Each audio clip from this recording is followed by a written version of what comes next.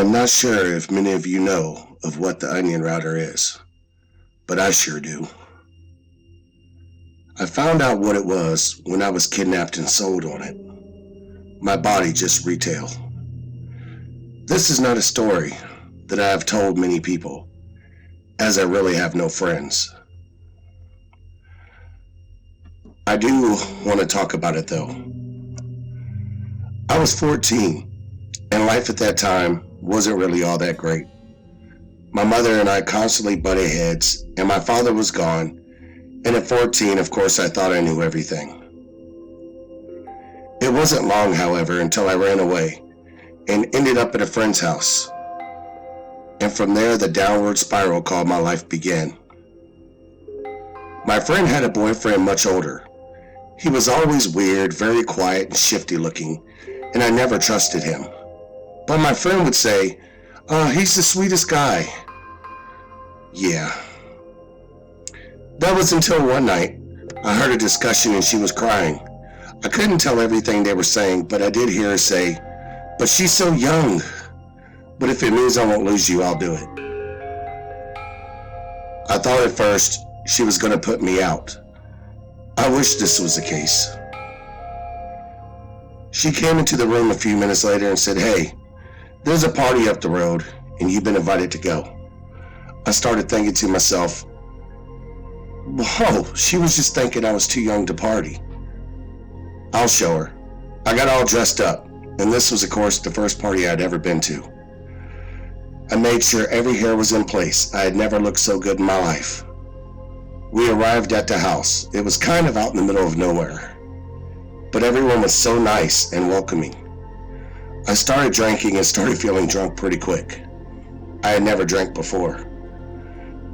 I did get kind of flirty and playful, and there was a guy with a camera who started taking all kinds of pictures of me and telling me how he was going to make me famous and how I was going to be a great moneymaker. I thought he meant modeling. So I started to act as sexy as I could for the pictures.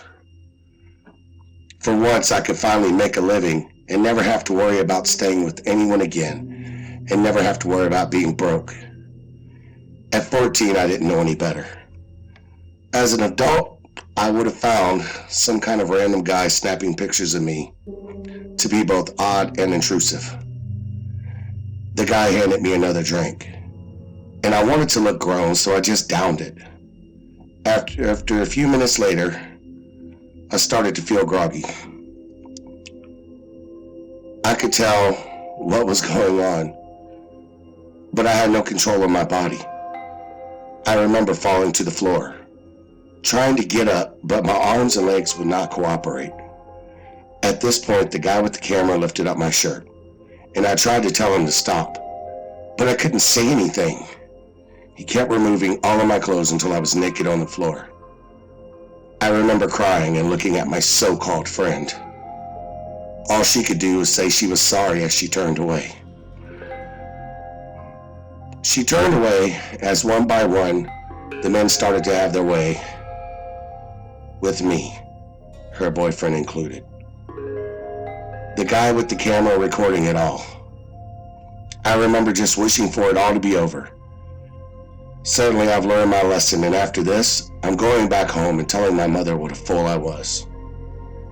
Everything in the room started getting hazy and I fell unconscious. When I woke up in a house with handcuffs on me. I tried to get free, but it didn't work. A woman walked in, and I asked her where I was and how long I had been out and what was happening. She said nothing. She just kept looking around like I wasn't even there. She finally found some kind of cloth, stood up and walked out of the room. About 30 minutes later, another girl walked in.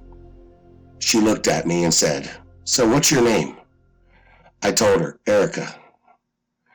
She said, "Not anymore, your name is Candy." I looked at her confused and she asked me what my name was. I said, "Erica." She slapped me so hard that I felt dizzy and seen stars. Then she asked me again what my name was. I said, "Candy." She smiled and said, "If you do what you're told in life, your life will be a lot less painful." I asked her where I was and what was going on. She told me that all will be revealed in due time, but for now I had to take some medicine. I asked her, "Are you a doctor?" She said, "Yes, I am the best kind. I am the type to take all of your problems away." She then put out my right foot and said, "Such a pretty girl like you doesn't need to be seen with needle marks on your skin. So I'll put it in between your toes." And that's what she did. All of the sudden I felt warm, but like my body was very heavy. Then nothing. I actually felt nothing. I felt no hurt, no remorse, no pain, nothing. I found out later that this would be my first time ever being shot up with heroin. They gave me about a day and let me get really sick and asked me if I wanted to get well. I started crying, "Yes, please." The girl then told me, "Okay, you're going to have a man come in and he will tell you what to do.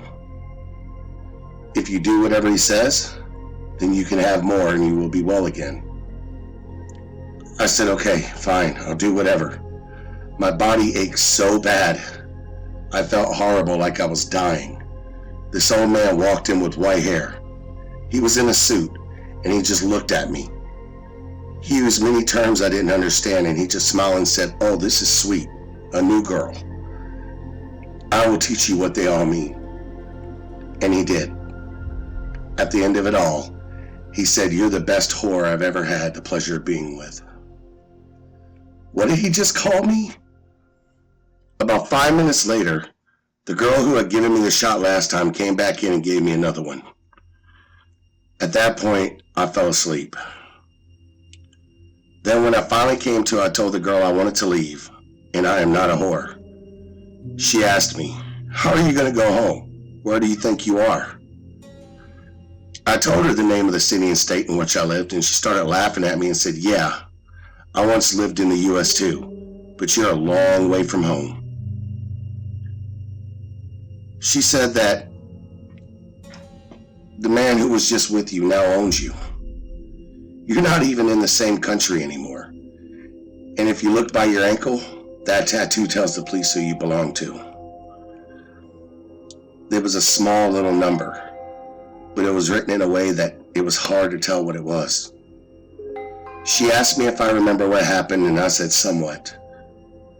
She then brought in a computer and showed me the Tor network and a site on which I was bought off of. I couldn't believe it.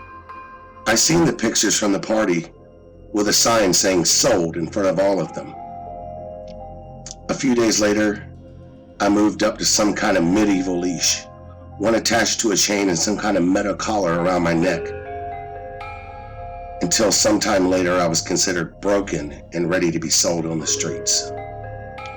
The people in charge told me not to act like I was shooting up and not to act high, and to always do what was told unless if someone wished me harm. From there, I could fight and even kill if needed. I didn't know anything about fighting. I certainly didn't know anything about killing. I was 14. For the next 4 years, I was raped, beaten, sold on tour from one pimp to another. The day finally came whenever I was sent to China. The people there were horrible. Men there aren't nice at all and will treat you as if you really aren't anything to them. I was made to sleep some days with up to 50 men. This was also the place, though, in which my freedom would come. Well, somewhat anyways. One day I was sleeping. I heard a bang at the door, and I was told to hide. I tried to hide, but a man hit me with a rifle, and I blacked out. I awoke in a cell with another woman. I guess every now and then, their immigration bust houses like the one I was at. I was charged with being there illegally, even though I had told them it was not my choice. I was still forced into 2 years of hard labor, and the labor camps were ruthless. They would make you work for many hours a day, and once again you were often raped by both male and female guards. I watched people around me die. It was horrible. I remember when one girl died and they left her in there with us for 6 days The smell was hard, and her body would bubble up and would pop open, shooting remains everywhere. During this 2 years, I had no longer become a weak woman, but was somehow building strength. I was no longer on drugs. I'm still not sure how, as what very little we ate every day. Many times I would attack other women for their food. I sadly even killed one girl because she wouldn't quit looking at me, and I didn't realize how hard I was hitting her. I do remember my last day there though. They put me on a plane and sent me to South Korea. From there, I was taken to an American embassy. I told them my name and my story, and they tried to reunite me with my mother. But after she had heard all I had been through and the amount of help and deprogramming needed, she said I would no longer be able to be her daughter. She couldn't handle this. She wanted her little girl back, not some woman with many issues that she hasn't known in years. So they sent me to a place in California, a very religious place. I'm guessing these people would assume I would find God and everything would be okay. Why would I believe in this God person after all I've been through? Are you kidding me? I stayed long enough to get my birth certificate, social security card, and my ID. After that, I left. When I left, though, I didn't understand how the world really worked. I had no experience, no prior work history, so I ended up once again selling myself on the street. I found doing this on my own without the drugs actually made me very good money. But I would look around and see all this stuff I couldn't afford. All these happy people. Who the fuck were they? And how could they make the livings they make? I found out many went to school. I didn't have school. I left out right before high school.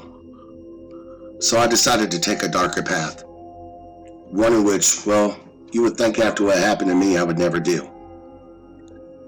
But I learned how to use the Tor network and found the site that I had been listed on. And I started selling girls on there. Finding girls is very easy. It's not hard at all. They show up many times a day, many times in bigger cities by bus. Runaways who just leave. I offer them food, shelter, and act like a caring friend. Though I host no parties, I wait until they're asleep and tell the people to come and get them. They snatch the girls up out of their sleep, tie them up, and take them.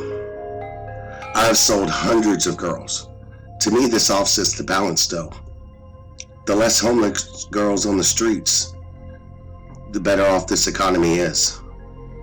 And the more I sell, the less who end up hungry. They just have to listen. I am not saying what I do is right, but this is the real world. Not all of us have happy endings. The only people who have those are the rich men who pay for girls like me and the ones I'm selling. I will now finish off with this. You never know what you will get out of life, but if you decide one day the life you live isn't good enough and you want to leave from home, you may run into people like me, and you've only done it to yourself. So I will say stay home, listen to your parents, because if not, there's always room for you on my website.